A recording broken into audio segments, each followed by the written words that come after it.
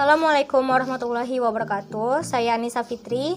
Saya akan melanjutkan presentasi yang telah dijelaskan oleh teman saya sebelumnya. Baiklah, sebelumnya saya ingin berterima kasih kepada Profesor Dr. Hasnah Faizah sebagai dosen pengampu mata kuliah Bahasa Indonesia di Prodi Pendidikan Bahasa Inggris kelas 1B. Baiklah, langsung saja kita masuk ke pembahasan materi, yaitu prinsip-prinsip pembelajaran berbasis teks. Materi selanjutnya yaitu prinsip-prinsip pembelajaran berbasis teks.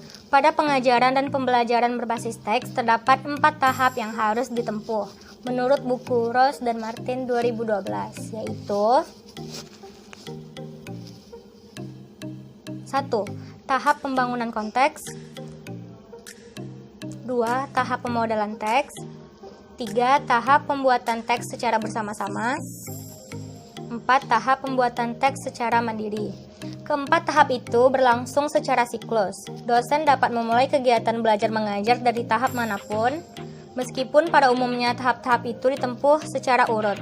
Selain itu, apabila kegiatan belajar mengajar mengalami kesulitan pada tahap tertentu, misalnya pembuatan teks secara bersama-sama, dosen boleh mengarahkan mahasiswa untuk kembali pada tahap pemodelan.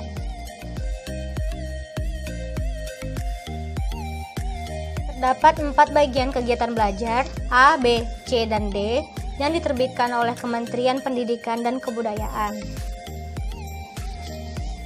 yaitu bagian A, berkenaan dengan tahap pembangunan konteks yang dimaksudkan sebagai langkah-langkah awal yang dilakukan oleh dosen bersama mahasiswa untuk mengarahkan pemikiran ke dalam pokok persoalan yang akan dibahas pada bab itu.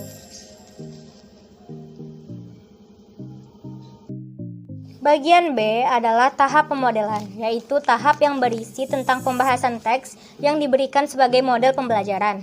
Pembahasan diarahkan kepada semua aspek kebahasaan yang membentuk teks itu secara keseluruhan.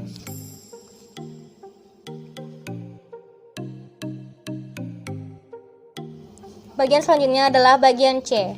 Bagian C adalah tahap pembangunan teks secara bersama-sama. Pada bagian ini, karena pada dasarnya mahasiswa belum dapat membangun teks secara mandiri, mahasiswa masih membutuhkan fasilitasi dari pihak lain.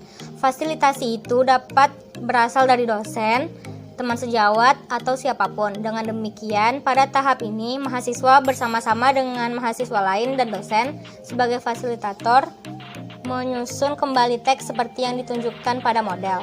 Tugas-tugas yang diberikan berupa semua aspek kebahasaan yang sesuai dengan ciri-ciri yang dituntut pada jenis teks yang dimaksud.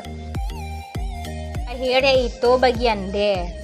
Adapun bagian D adalah tahap belajar mandiri.